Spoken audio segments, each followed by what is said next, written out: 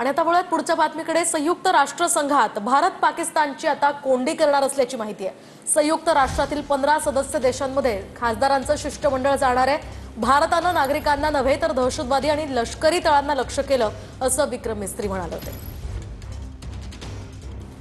अधिकची माहिती घेऊयात ग्राफिक्सच्या माध्यमातून। संयुक्त राष्ट्रातील 15 सदस्य देशांमध्ये खासदारांचं शिष्टमंडळ आता जाणार आहे। भारतानं नागरिकांना नव्हे तर दहशतवादी आणि लष्करी तळांना लक्ष्य केलं असं मिस्त्रींनी सांगितलंय।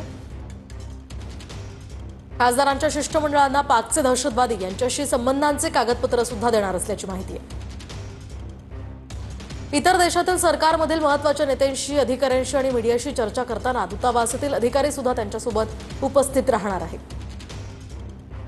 पाकिस्तानच्या डीजीएमओच्या फोन नंतर आता युद्धविराम झाल्याचं मिस्त्रींनी सांगितलंय।